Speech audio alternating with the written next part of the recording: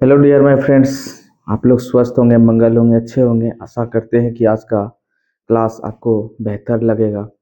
पिछले क्लास में हम लोग बहुत सारा चीज़ पढ़ चुके थे, वायरस, प्रोटोजुआ एवं बैक्टीरिया से रिलेटेड। ये सारा टॉपिक को हम पढ़ा चुके हैं। अगर आप नहीं देखे हुए हैं तो पिछले क्लास को अवश्य ही देखिए, प्लेलिस्ट में पड़ा हुआ है। वहाँ से बहुत ही आपका प्रश्न एग्जाम में टच करने से संबंधित होगा। तो बातें कम करेंगे, चलते हैं आज की टॉपिक की ओर। आज का टॉपिक हमारा है जीएस का पार्ट 4। पार्ट 3 तक हम कर चुके थे।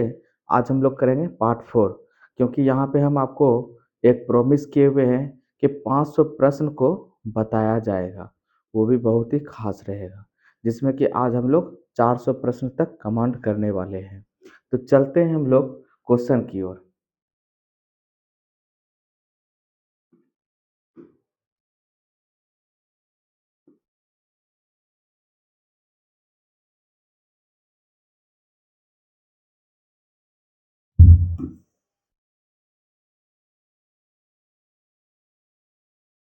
क्वेश्चन नंबर 301 नंबर, अर्थात इसके पहले का सारा प्रश्न को हम लोग कर चुके थे, तो इसके आगे हम लोग करने वाले हैं। चैनल पर आप अगर नए हैं तो चैनल को लाइक, शेयर और सब्सक्राइब, साथ ही साथ बेल आइकन बटन को ही दबाएं एवं अपने दोस्तों को अवश्य ही शेयर करें। जितना अत्यधिक आप शेयर कीजिएगा, उतना अत्यधिक मात्रा में आपको बेहतरीन से बेहतरीन कंटेंट देखने को मिलेगा। तो विलंब ना करें, अपने दोस्तों को शेयर करें। क्वेश्चन नंबर 301 कहता है हमारा कि मिल्क ऑफ मैग्नीशिया क्या होता है। मिल्क ऑफ मैग्नीशिया क्या होता है? तो हमारा आंसर हो जाएगा मैग्नीशियम। जो क्वेश्चन इंपॉर्टेंट रहेगा उसको हम स्टार रच कर देंगे। इसका आंसर हो जाएगा magnesium hydroxide. Milk of magnesia क्या है? तो मैग्नीशियम हाइड्रोक्साइड है। ये मस्ट इंपॉर्टेंट रहेगा आपका, ये आपका इंपॉर्टेंट है।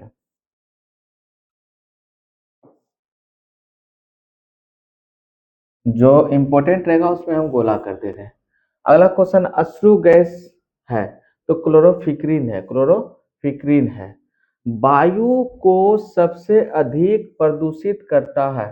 तो वायु को सबसे अधिक प्रदूषित करता है कार्बन डाइऑक्साइड।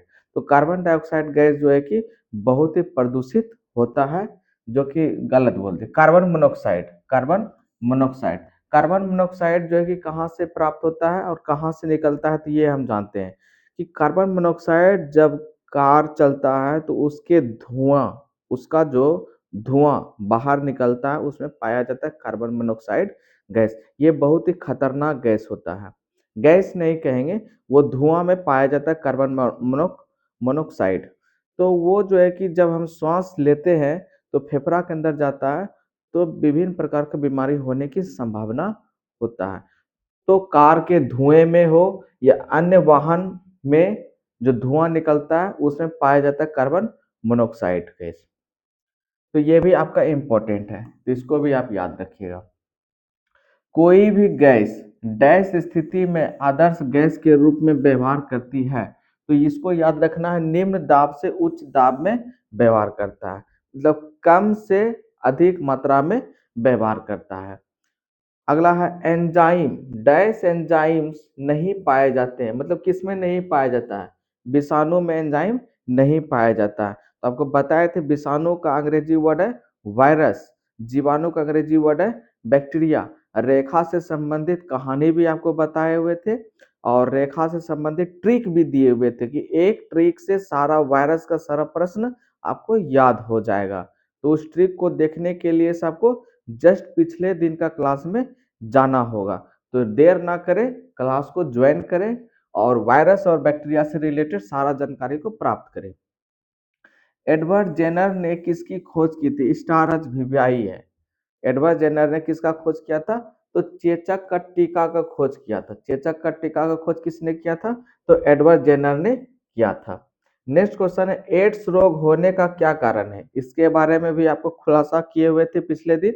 मतलब वायरस का क्लास में आप पूर्ण रूप से वहां से आज का जो टॉपिक हम पढ़ा रहे हैं इसी से रिलेटेड वहां पे कंटेंट को तैयार किए हुए थे और वो हम आपको प्रॉमिस के रूप में बताए हुए थे। तो वहां जाकर के विस्तार पूर्वक एड्स के बारे में, वायरस के बारे में, जीवाणु के बारे में, प्रोटोजुआ के बारे में पढ़ सकते हैं, देख सकते हैं विस्तार पूर्वक से।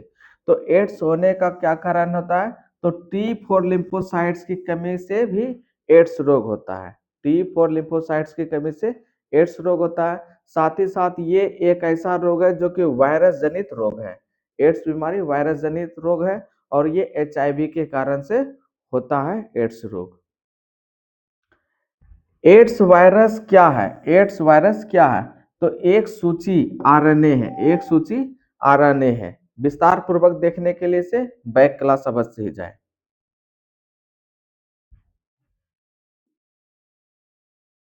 नेक्स्ट क्वेश्चन है आपका,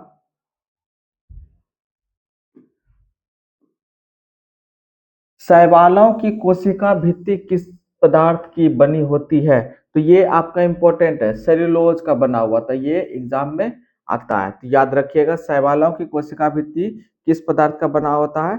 तो वो सेल्यूलोज का बना हुआ होता है। लाल सागर का लाल रंग, लाल सागर का लाल रंग उपस्थिति के कारण होता है। तो किसके उपस्थिति के कारण होता है? तो ये शैवाल की उपस्थिति के कारण होता है। शैवाल कहते हैं किसको है? तो देखिएगा, अब तालाब जहाँ पानी जमाव रहता है, ये चलते पानी में भी वो शैवाल पाया जाता है। देखिएगा, पानी ऊपर ऊपर चल रहा है तो उसके नीचे जो है कि हरा कलर का जो है कि कजली टाइप का जो दिखने को रहेगा, वही आपका कहलाता है शैवाल। ठीक ना? तो चाइना में शैवाल को खाया भी जाता है। तो उसको जो है कि प्योरेट करके जो है कि मशीन में और जो है कि उसका सारा गंदगी को निकाल करके जो शुद्ध पदार्थ उसमें बचा, उसको खाया भी जाता है। तो हमारे भारत देश में नहीं खाया जाता, वो चीन देश में खाया जाता है। तो चीन में तो ऐसे कुछ भी खाया जाता है, वहां के बारे में बोलना कम पड़ जाएगा। अगला आगे चलते हैं हम लोग। गलगन रोग से कुछ समुद्री, इतना पढ़ने का आवश्यकता ही नहीं है, आपको हम बताए हुए थे, सिंपल सी बात है। ग्वाइटर हो या घेंगा रोग हो, ये सिर्फ और सिर्फ संबंधित है आयोडीन से। किससे संबंधित है? आयोडीन से। अब समुद्री जल का pH 1 क्या होता है? 8.4, 8.4। अब यहाँ पे ये भी हम आपको बताए हुए थे कि वो क्षार होता है। तो अम्ल, क्षार एवं भस्म से संबंधित विशेष रूप से हम क्लास भी पढ़ाए हुए हैं। तो नहीं देखें तो देखिए, अम्ल, क्षार और लवण के बारे में भी हम बता चुके हैं।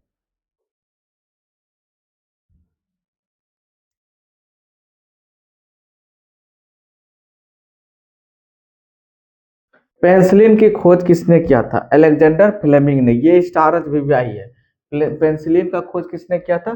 तो अलेक्जेंडर फ्लेमिंग ने किया था। बहुत ही इंपॉर्टेंट क्वेश्चन है, ये एग्जाम में देखने को मिलता है। लाइकेन डैश सूचक है होते हैं? तो वायु प्रदूषण के सूचक होते हैं। वायु प्रदूषण के सूचक कौन होते हैं? लाइकेन। कुनैन किससे प्राप्त होता है? तो सिनकोना से प्राप्त होता है। यहाँ पे कभी कभी ऑप्शन दे देगा आपका, सिनकोना का छाल भी दे देगा ऑप्शन, तो घबराना नहीं है। फूल गोभी का खाने योग्य भाग कौन सा होता है? तो पुष्पक्रम होता है। एक क्लास आपके लिए इसमें भी हम लेकर के आ जाएंगे कि कौन सा फल का क्या खाया जाता है। अब आम का कौन सा भाग खाया जाता है, टमाटर का कौन सा भाग खाया जाता है, तो ये गेहूं का कौन सा भाग खाया जाता है, मूंगफली का कौन सा भाग खाया जाता है, इन सब के बारे में भी हम आपको बेहतरीन ट्रिक लेकर के आएंगे। जैसे वायरस से संबंधित रेखा को लेकर के ट्रिक लाए हुए थे, रेखा को याद कीजिए तो वायरस सारा याद हो जाएगा। उसी तरह से आपको इसमें भी ट्रिक बताने वाले हैं कि एक ट्रिक से सारा खाने का भाग्य पता चल जाएगा। अब जैसे कि गेहूं का खाने योग्य भाग क्या होता है? तो गेहूं का खाने योग्य भाग होता है भूर्ण। टमाटर का कौन सा भाग खाते हैं? तो बीज पत्र खाते हैं। आम का कौन सा भाग खाते हैं? तो मध्य फल वित्तीय खाते हैं। तो ये सब कितना आप रटिएगा, रटना नहीं है। आप कौन रटता है यार? रटना नहीं है। बिना रटे सब कुछ याद हो जाएगा, बस ट्रिक को याद रखना है। ट्रिक हम लेकर के आ रहे हैं नेक्स्ट क्लास में, नेक्स्ट क्लास का इंतजार कीजिए। सामान्यतः अंकुरण के लिए किसकी आवश्यकता नहीं होती है? तो प्रकाश का आवश्यकता नहीं होता है। अब देखिएगा ग्रामीण क्षेत्र में किसान लोग जब खेत में किसी भी प्रकार का बीज रोपता है, जैसे मान लेते हैं कि मक्का का या फिर नेनुआ का या खीरा का या अन्य कोई भी पौधा का जब बीज हम खेत में बोते हैं, तो बोने से पहले क्या करते हैं, एक पत्ता लेते हैं। पत्ता वो भी किसका? तो अंडी का पत्ता लेते हैं, ठीक ना? तो वो हम आपको बताएंगे फिगर में कि कैसा होता है अंडे का पत्ता। उस जैसे कि मान लेते हैं कि पपीता का पत्ता देखे होंगे, तो उसी का दूसरा कैटेगरी होता है अंडी, जस्ट उसका अपोजिट मान लेते हैं। तो वो अंडे का पत्ता ले लेते हैं, उसमें बीज को क्या करते हैं, फुला करके डाल देते हैं और डाल करके उसको बांध देते हैं। बांधने के बाद उसको एक दिन के लिए छोड़ दिया जाता है। छोड़ने के बाद उसको अगले दिन खोल करके देखा जाता है। अगर अंकुरन निकला हुआ होता है तो हम उस स्थिति में क्या करते हैं, बोते हैं। नहीं निकला हुआ रहता है तो फिर से उसको कुछ देर के लिए रहने देते हैं। तो कुल मिलाकर के ये समझिए कि उस स्थिति में क्या आपको ये देखने को मिला, क्या उसमें सूर्य का प्रकाश प्रवेश किया? नहीं मेरे प्यारे साथियों। तो उस स्थिति में सूर्य का प्रकाश की आवश्यकता नहीं है। उसको आप कहीं भी रखिएगा, अंकुरन निकल जाएगा। जब अंकुरन निकल जाएगा तो आप मिट्टी में बो दीजिए, वो तुरंत जो है कि आपका पौधा का आकार ले लेगा। तो सूर्य का प्रकाश की आवश्यकता अंकुरन के लिए नहीं है। तना काट आमतौर पर किसके प्रबंधन के लिए प्रयोग किया जाता है? तो याद रखिएगा, गन्ना। अब देखिए गन्ना, गन्ना का मतलब क्या, जितना उसका गांठ होता है। अब देखिएगा मान लेते हैं ये गन्ना है, तो यहाँ गांठ रहेगा, यहाँ गांठ रहेगा, यहाँ गांठ रहेगा, यहाँ गांठ रहेगा। हर गांठ को काट देंगे और काट करके जमीन में बो देंगे, तो गांठ के पास से एक नया तना निकलेगा। तो वो अपना पौधा का आकार लेगा, ठीक ना? तो उसी को बोला जाता है तना का काट, जिसको बोलते हैं केतारी, ईख। नारियल का खाने योग्य भाग, लो फिर आ गया, तो इसका हम खाते हैं भूर्णपोष। नारियल का कौन सा भाग खाते हैं? भूर्णपोष। आम के पौधे का वानस्पतिक नाम क्या होता है? तो मैंजीफेरा इंडिका। अब इसके बारे में भी आपके लिए क्लास लेकर के आ रहे हैं, मतलब दो क्लास इंपॉर्टेंट रहेगा आपका इस आज का क्लास से रिलेटेड। पहला तो आपका रहेगा खाने योग्य भाग, कौन सा फल का कौन सा भाग खाते हैं। दूसरा रहेगा द्विनाम पद्धति। द्विनाम पद्धति के बारे में भी जानेंगे। वैज्ञानिक नाम, जैसे गाय का वैज्ञानिक नाम क्या हुआ, मनुष्य का वैज्ञानिक नाम क्या हुआ। क्योंकि एक देश में एक ही नाम के बारे में अगर हम जान रहे हैं और दूसरे देश में हम जाल चले जाएंगे, तो वहां दिक्कत होने की संभावना हो सकती है। तो उस स्थिति में वैज्ञानिक के द्वारा विभिन्न प्रकार के प्राणी जीव जंतु का नाम दिया गया। जैसे मनुष्य का वैज्ञानिक नाम दिया गया होमोसेपियंस। आम का वैज्ञानिक नाम दिया गया मैंगीफेरा इंडिका। तो इसको हमको विस्तार पूर्वक जानना है कि बिना याद किए कैसे ये सारा नाम याद हो पाएगा। तो उसके लिए भी हम ट्रिक लेकर के आ रहे हैं। तो दो क्लास आप मिस नहीं कीजिएगा, जस्ट इसके बाद ही हम लाने वाले हैं। तो आज का क्लास को ध्यान पूर्वक अगर आप समझते हैं तो नेक्स्ट क्लास विस्तार पूर्वक आप समझ पाइएगा। थ्योरी के साथ ला रहे हैं, ट्रिक के माध्यम से।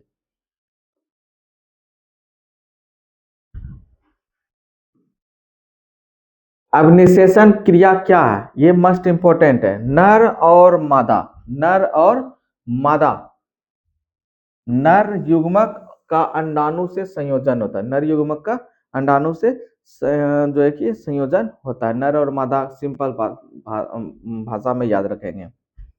पुरुष और महिला के संपर्क को निषेचन कहते हैं।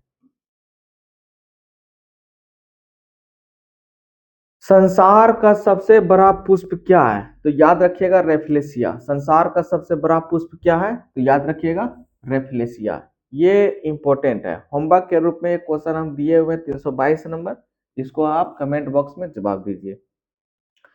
मानव शरीर में रक्त का शुद्धिकरण कहाँ होता है? तो याद रखिएगा किडनी में होता है। किडनी का वजन कितना होता है? 100 ग्राम से लेकर के 150 ग्राम तक होता है।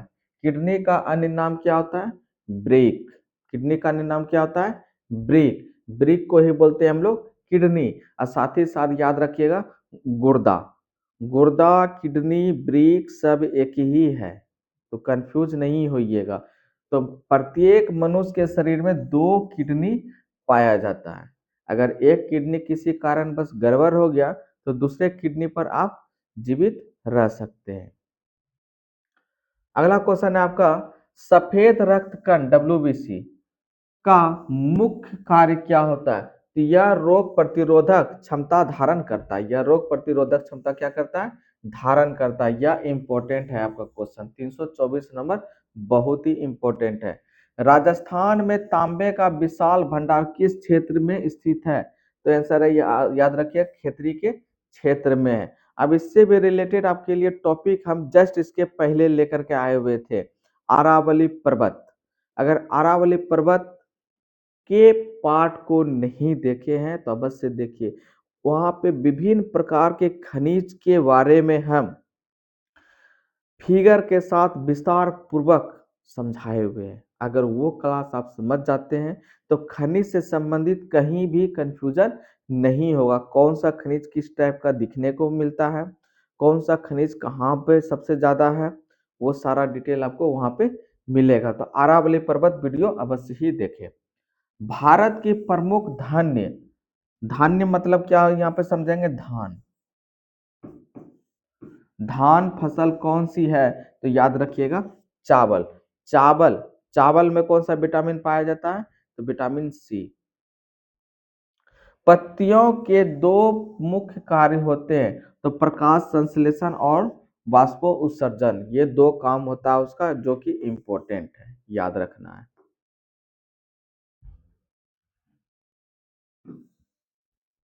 चलिए अगला क्वेश्चन है आपका, डॉक्टर। अब इतना इंपॉर्टेंट है ये क्वेश्चन, कहने का बात नहीं। डॉक्टर, चित्रकार, शिल्पकार आदि के द्वारा उपयोग किए जाने वाले कैल्शियम सल्फेट का लोकप्रिय नाम क्या है? तो याद रखना है प्लास्टर ऑफ पेरिस। तो कुल मिलाकर के याद रखेंगे कि कैल्शियम सल्फेट का लोकप्रिय नाम होता है plaster of Paris. Star H VVI question है, ये बहुत एग्जाम में देखने को मिलता है, तो याद रखिएगा आप लोग। सोना, सोना या सोने, सिंपल सी बात है, जिसका हम ज्वेलर बना करके पहनते हैं। तो सोना में अगर हम प्योर सोना का यूज करें पहनने में, अगर मान लेते हैं कि हम बनाए कान का बाली किसी महिला के लिए, बनाएंगे गोल, तो हो जाएगा वो अंडा के जैसा।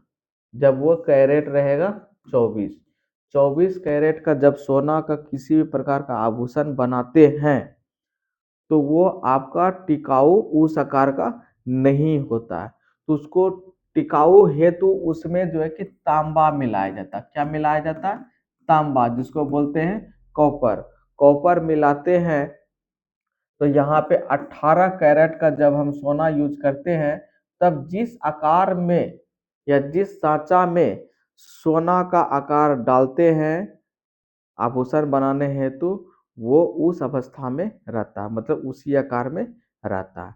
तो कुल मिलाकर के याद रखिएगा कि कोई आभूषण पहनने हेतु सोना 18 कैरेट का यूज होता है और 22 कैरेट का भी यूज होता है, और प्योर सोना 24 कैरेट का होता है। तो ये याद रखिएगा आप लोग।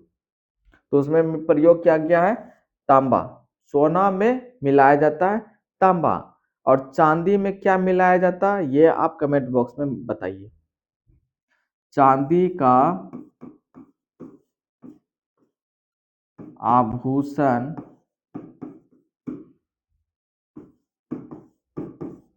बनाने हेतु डैश मिलाया जाता है।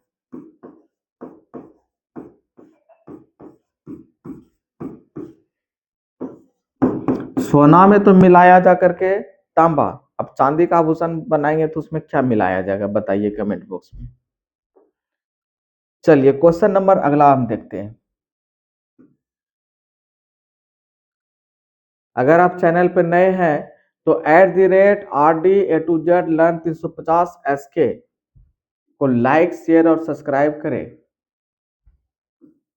ये हमारा चैनल का नाम दिया हुआ है और हमारा के साथ साथ आपका भी ये चैनल है।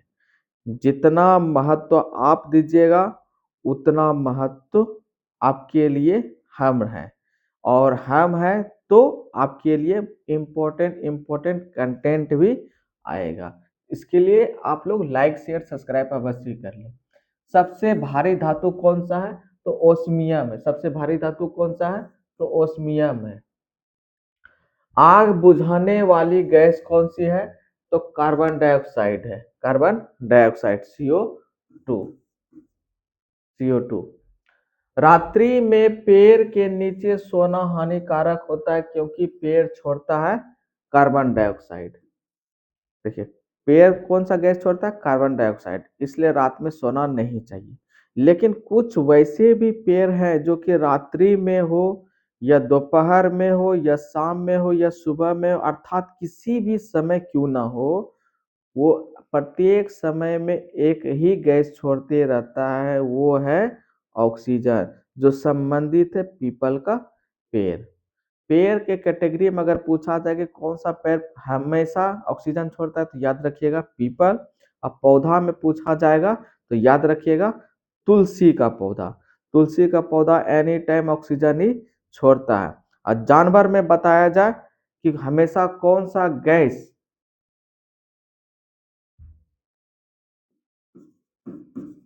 जानवर में हमेशा कौन सा गैस लेता है और छोड़ता है? कौन सा ऐसा जानवर है जो हमेशा एक ही गैस लेता है और छोड़ता है? अगर ऑक्सीजन लेता है तो हमेशा ऑक्सीजन लेता है और छोड़ता भी ऑक्सीजन है। मान लेते हैं कार्बन डाइऑक्साइड लेता है तो हमेशा कार्बन डाइऑक्साइड लिया, छोड़ा कार्बन डाइऑक्साइड ही है। अब कौन ये प्राणी है उसके बारे में आप लोग कमेंट बॉक्स में जवाब दें अगर जानते हैं तो। अगला क्वेश्चन है आपका,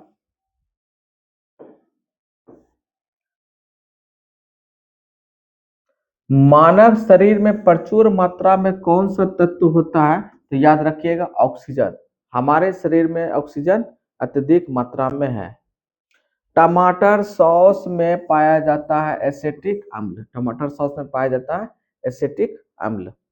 बायोलॉजी के जन्मदाता के रूप में किसे जाना जाता है? तो याद रखिएगा अरस्तु। ये हम पहले भी बता चुके थे। किस पौधे का फल भूमि के नीचे पाया जाता है? तो मूंगफली।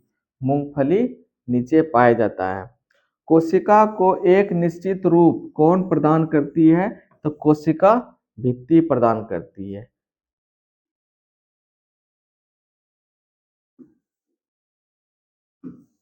चलिए क्वेश्चन नंबर आगे देखते हैं हम। पत्तियों को हरा रंग किसके द्वारा प्राप्त होता है? तो क्लोरोफिल के कारण होता है। ये स्टार एच क्वेश्चन है आपका, इसको आपको याद रखना है। क्लोरोफिल के कारण पत्ती का रंग क्या होता है? हरा रहता है। राष्ट्रीय पर्यावरण अभियांत्रिकी संस्थान कहाँ स्थित है? तो नागपुर में है। ये भी याद रखिएगा आप लोग। भूरी क्रांति किससे संबंधित है? तो उर्वरकों के उत्पादन से संबंधित है। ये भी मस्ट इंपोर्टेंट है।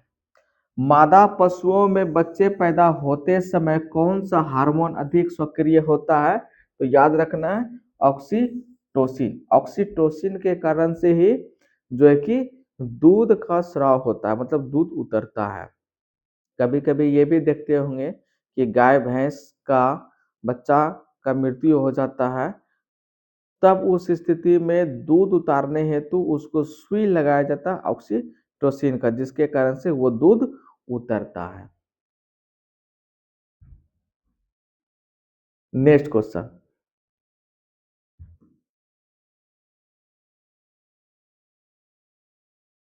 नेक्स्ट क्वेश्चन है आपका, भारत का कौन सा राज्य एशिया की अंडे की टोकरी के नाम से जाना जाता है? तो याद रखिएगा, आंध्र प्रदेश। आंध्र प्रदेश में जो है कि अंडों का टोकरी के नाम से जाना जाता है। भारतीय पशु चिकित्सा अनुसंधान कहाँ स्थित है? तो बरेली में स्थित है। कहाँ स्थित है? बरेली में। लाल क्रांति, ये इंपॉर्टेंट है आपका। लाल क्रांति किससे संबंधित है? तो मांस उत्पादन से संबंधित है। लाल क्रांति किससे संबंधित है? तो मांस उत्पादन से संबंधित है। मुर्गियों की सबसे खतरनाक बीमारी स्टार वीवीआई रानीखेत बीमारी है। ये बहुत ही खतरनाक बीमारी है। दूध का घनत्व किस यंत्र की सहायता से ज्ञात किया जाता है? तो याद रखिएगा, लैक्टोमीटर के संयोग से या उपयोग से हम लोग दूध की शुद्धता को मापते हैं। भारत में सर्वाधिक पशुधन किस राज्य में पाया जाता है? तो उत्तर प्रदेश में। उत्तर प्रदेश में सबसे अधिक पशुधन पाया जाता है। डैश दूध में वसा की सर्वाधिक मात्रा पाया जाता है? तो रेंडियर के दूध में सर्वाधिक वसा पाया जाता है। गरीबों का गाय किसे कहते हैं? तो याद रखिएगा, बकरी को। बकरी का पालन जो व्यक्ति करते हैं उसमें प्रॉफिट भी अत्यधिक है। तो बकरी जो है कि गरीबों का गाय है। प्रत्येक गरीब लोग गाय का तो पालन नहीं कर सकता है, लेकिन बकरी का पालन कर सकता है। इसलिए बोला गया है गरीबों का गाय बकरी। क्वेश्चन नंबर 350 आपका होमवर्क है, कमेंट बॉक्स में जवाब दीजिए। अगला है, भारत में सबसे ज्यादा बकरियां किस राज्य में पाई जाती है? तो याद रखिएगा, उत्तर प्रदेश में। उत्तर प्रदेश में सबसे ज्यादा बकरी का पालन किया जाता है। तो आप अगर बकरी का पालन नहीं करना चाहते हैं तो प्रेम पूर्वक मेहनत से पढ़ाई कीजिए और बकरी का पालन हेतु सपना छोड़िए। अन्यथा आपको बकरी पालन करना पड़ सकता है जब आप पढ़ाई को ईमानदारी से नहीं कीजिएगा तो। ऊन के लिए विख्यात पशु पश्मीना क्या है? तो याद रखिएगा, बकरी। ये गलत आंसर है। इसका करेक्ट उत्तर क्या होगा आप लोग बताइए। किस स्तनधारी के दूध में जल की मात्रा सबसे कम होता है? तो सबसे कम होता है मादा हाथी में दूध का मात्रा कम। केंद्रीय भेड़ एवं ऊन अनुसंधान केंद्र कहाँ स्थित है? तो याद रखिएगा, देहरादून में। ये इंपॉर्टेंट क्वेश्चन है आपका, 354 नंबर मस्ट इंपॉर्टेंट है। अगला क्वेश्चन, नेक्स्ट क्वेश्चन है आपका, मनुष्य के शरीर में एंटमीबा हिस्टोलिटिका कहाँ पाया जाता है? तो आंत में पाया जाता है। मनुष्य के शरीर में आंत दो प्रकार का होता है, एक छोटी आंत, एक बड़ी आंत। तो सबसे पहले भोजन कहाँ जाता है? कौन सा आंत में जाता है? छोटी आंत में जाता है या बड़ी आंत में जाता है? जल्दी से आप कमेंट करके बताएं। मच्छर में मलेरिया परजीवी का जीवन चक्र किसने खोजा था? तो याद रखिएगा, रोनाल्ड रॉस ने खोजा था। किसमें रक्त नहीं होता है किंतु वह शोषण करता है? तो हाइड्रा में रक्त नहीं होता लेकिन वह शोषण करता है। ये सब बात याद रखना है हम लोग को, ये इंपॉर्टेंट है। किसे जेली फिश के नाम से जाना जाता है? तो ऑरेलिया को जाना जाता है। जेली फिश के नाम से किसे जाना जाता है? ऑरेलिया को जाना जाता है। किसके अधपके मांस को खाने से फीता कृमि मनुष्य की आंत में पहुंचता है? तो याद रखिएगा, सुअर का मांस। सुअर का मांस को कच्चा जिसको बोलते हैं, जैसे कि मान लेते हैं कि सुअर का मांस कैसे बनाया जाता है? तो पहले सुअर को मारा जाता है खांच खांच करके। मान लेते हैं कि ये नुकीला छर है, तो ये नुकीला छर कहाँ भोगता है? तो गर्दन के पास भोगता है। तो वहां भोगता है उतना समय तक जब तक कि वो मर ना जाए। तो उसका ब्लडिंग क्या होता है? बाहर ना निकलना। बाहर अगर निकल जाएगा तो दिक्कत है, खाने में वो मांस शुद्ध नहीं लगेगा, अच्छा नहीं लगेगा। तो उसके वजह से उसको खांचा जाता है, तब जाकर के उसका मृत्यु होता है। उसके बाद उसको क्या करता है, झोंसा जाता है, जैसे कि आग के माध्यम से ऊपर का सारा रोआ को जलाया जाता है, तब जाकर के वो मांस को कटिंग कर करके बेचा जाता है। उसी को बोला जाता है अधकच्चा।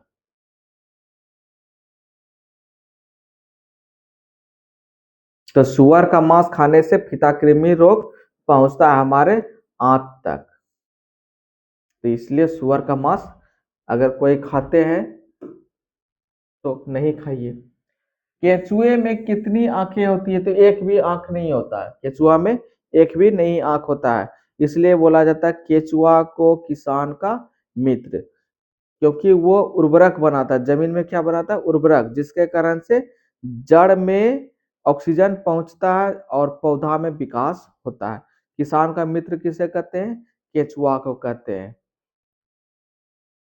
तितली की आंखें रात में क्यों चमकती है, इसलिए चमकती है कि टिपटम sorry tapetum lucidum tapetum lucidum के कारण से चमकता है। समुद्री घोड़ा किस वर्ग का उदाहरण है, तो मत्स्य वर्ग का उदाहरण है। ये इंपॉर्टेंट है, इसको याद रखिएगा, समुद्री घोड़ा के बारे में याद रखना है।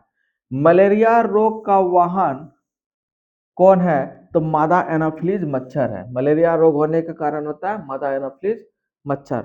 मलेरिया रोग किसके कारण से होता है, वायरस के कारण से होता है, या जीवाणु के कारण से होता है, या प्रोटोजोआ के कारण से होता है। ये सब को जानने के लिए से पिछले क्लास में जाना है, तो आप लोग जल्दी से वायरस, प्रोटोजोआ एवं जीवाणु से संबंधित क्लास देखें और समझ में आएगा, वहां से एक ट्रिक से सारा क्वेश्चन याद हो जाएगा। सबसे विषैले सबसे विषैली मछली कौन है, तो याद रखिएगा पाषाण मछली। सबसे बड़ा जीवित पक्षी कौन है, तो शुतुरमुर्ग। शुतुरमुर्ग सबसे बड़ा पक्षी भी होता है और 6 अंडा के बराबर एक अंडा होता है शुतुरमुर्ग का। अगर आप नहीं देखें तो मोबाइल में सर्च कीजिए, गूगल में आपको शुतुरमुर्ग का अंडा दिखाया जाएगा कितना बड़ा वो होता है। घोंसला बनाने वाला सांप होता है किंग कोबरा। किंग कोबरा जो है कि घोंसला बना करके रहता है। पावो क्रिस्टस किसका वैज्ञानिक नाम है, तो ये मोर का है। आपको बताया ही है कि 2 क्लास लेकर के आने वाले हैं, एक वैज्ञानिक का नाम के लिए से ट्रिक के माध्यम से, और साथ ही साथ कौन सा फल का कौन सा भाग खाया जाता है उससे संबंधित। तो इंतजार कीजिए थोड़ा सा, ज्यादा नहीं। सबसे विशाल जीवित स्तनपायी प्राणी कौन सा है, तो नीली व्हेल है। सबसे बड़ा विशाल हमारा नीली व्हेल है, जो कि पाया जाता है कहाँ, समुद्र में पाया जाता है। इसका बच्चा ही जब बच्चा को जन्म देता है तो वो बच्चा 200 किलो का होता है। तो सोचिए वो नीली व्हेल कितना किलो का हुआ करता होगा। सबसे छोटा पक्षी कौन सा है, तो याद रखिएगा हमिंग बर्ड। हमिंग बर्ड जो है कि पक्षी जो है वो सबसे छोटा पाया जाता है, और सबसे बड़ा हमें याद रखना है शुतुरमुर्ग। तारपीन का तेल किससे प्राप्त होता है, तो चीड़ के पेड़ से प्राप्त होता है, चीड़ के पेड़ से प्राप्त होता है। सामान्य प्रयोग, ये इंपॉर्टेंट आपका, सामान्य प्रयोग में आने वाला मसाला लौंग कहाँ से प्राप्त होता है, तो लौंग कली से प्राप्त होता है। लौंग याद रखिएगा किससे प्राप्त होता है, कली से। भूमि में पौधों की जड़ों के लिए उपलब्ध जल होता है, तो याद रखना है कोशिका जल।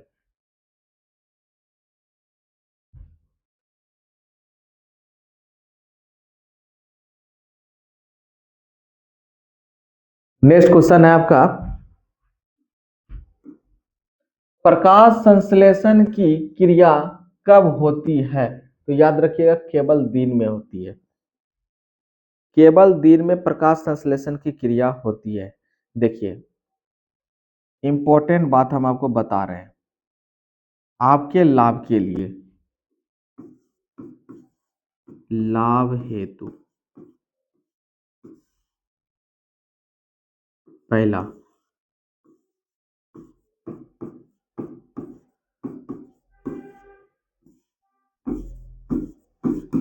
अरावली पर्वत दूसरा वायरस, जीवाणु, से संबंधित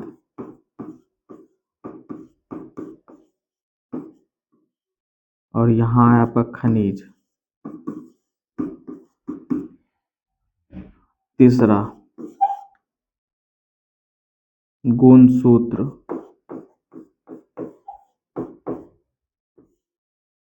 ये 3 क्लास वैसा है आपका जो कि हम क्लास में करा चुके हैं। पिछले क्लास में सारा हम विस्तार पूर्वक यहाँ पे बताए हुए हैं थ्योरी के साथ, और थ्योरी में ट्रिक भी दिए हुए हैं। अगर ये क्लास मिस कर दिए हैं तो कृपया रिक्वेस्ट है, आग्रह है, निवेदन है, इसको देखिए। और एक और हम यहाँ पे लिखना भूल गए, न्यूटन का नियम।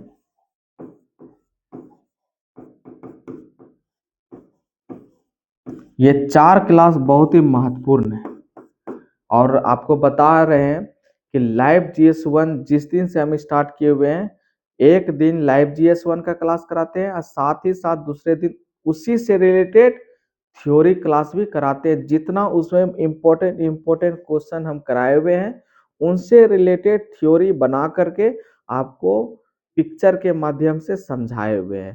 तो ये सारे क्लास को देखना ना भूले, नहीं देखें तो जरूर देखिए, बहुत लाभ मिलेगा, इतना लाभ मिलेगा कि आप अपने आप में विश्वास नहीं कर पाइएगा। तो रिक्वेस्ट है, जरूर एक बार देखिए। कोशिका के भीतर श्वसन का केंद्र होता है तो माइटोकॉन्ड्रिया, ये स्टार HBBI है। मानव शरीर में पित्त कहाँ प्रमुख होता है तो वसा का एंजाइम के पास जो है कि होता है। वह यंत्र जिसके द्वारा तने की वृद्धि दर सही रूप में नापी जाती है वह कहलाता है ऑक्जेनोमीटर। एक क्लास और भी लेकर के आने वाले हैं आपके पास। अभी 2 क्लास बताए। पहला बताया कि आपका द्विनाम के बारे में जो वैज्ञानिक के नाम से संबंधित है। दूसरा फल का कौन सा भाग खाते हैं। तीसरा आपको ये भी हम बता देते हैं कि मनुष्य का शरीर को लेकर के आएंगे, वो जो है कि 3D पिक्चर के रूप में, और उससे संबंधित प्रत्येक पार्ट का विस्तार पूर्वक थ्योरी के साथ आपके बीच प्रस्तुत करेंगे। तो इन सभी कंटेंट को देखने के लिए से चैनल को लाइक शेयर सब्सक्राइब अवश्य ही करें और अपने दोस्तों को जितना अधिक हो जोड़े, लाभ ही लाभ मिलेगा। अग्नि निर्जा रोग किससे संबंधित है तो याद रखिएगा सेब से है, ये इंपॉर्टेंट है। मानव शरीर में लाल रक्त कणिकाओं का निर्माण कहाँ होता है तो याद रखना है अस्थि मज्जा में। ये सारा प्रश्न रटना नहीं पड़ेगा, जब वो टॉपिक लेकर के आएंगे तब।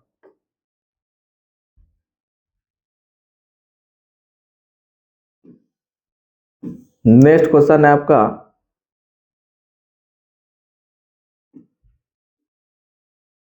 जब हम बकरी या भेड़ का मांस खाते हैं तब हम किस प्रकार के उपभोक्ता कहलाते हैं तो द्वितीय उपभोक्ता कहलाते हैं। ये स्टार HBBI क्वेश्चन है, ये बहुत ही महत्वपूर्ण प्रश्न है, इसको याद रखना है।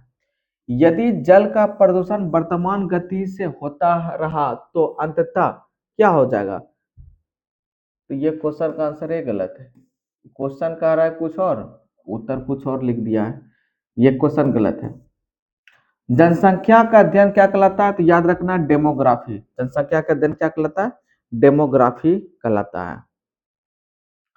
मनुष्य की त्वचा किस स्थान पर सबसे ज्यादा मोटा होता है तो याद रखना है तलवा में। पैर का जो भाग होता है जहां पे एड़ी होता है वहां पे सबसे ज्यादा मोटा भाग होता है तो वो कहलाता है तलवा। ऊर्जा के किस रूप में प्रदूषण की समान समस्या नहीं होती है तो आंसर याद रखिएगा सौर। मानव शरीर में किस अंग की हड्डी सबसे लंबी होती है तो अड़ु। अड़ु मतलब होता है जांग, जांग का हड्डी सबसे ज्यादा बड़ा होता है। अत्यधिक ऊंचे ताप की माप किससे की जाती है तो पूर्ण विकिरण से मापा जाता है। तो सबसे बड़ा हड्डी तो पता चल गया जांग का होता है, और सबसे छोटा हड्डी कहाँ है? कान का हड्डी है, स्टेपिस का हड्डी है। कान की हड्डी, स्टेपिस का हड्डी। अब ये जानिए कि सबसे ज्यादा मजबूत हड्डी कौन सा है, तो ये भी याद रखिएगा, जबड़े का हड्डी। ये जबड़े का हड्डी बहुत ही मजबूत होता है। ये तीनों प्रश्न एक साथ याद रखना है। अगला क्वेश्चन,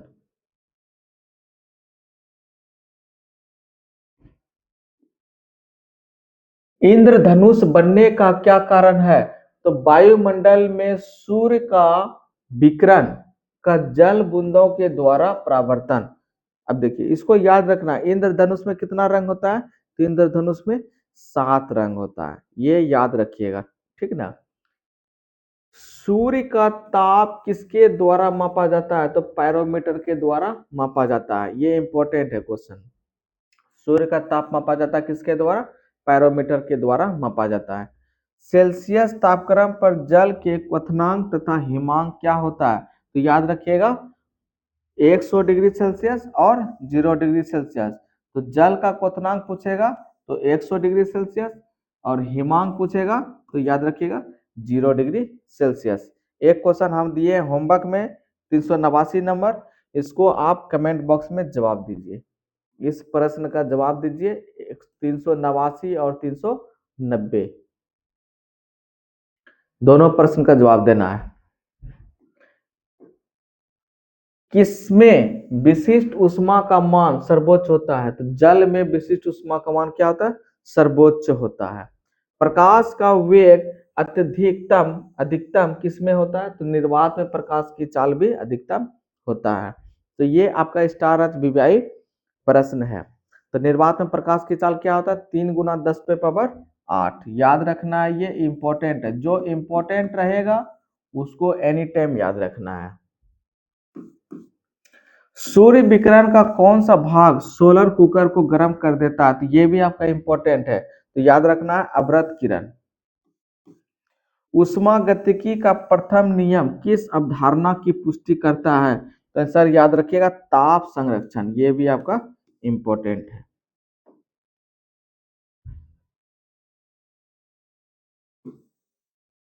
चलिए क्वेश्चन नंबर आगे चलते हैं।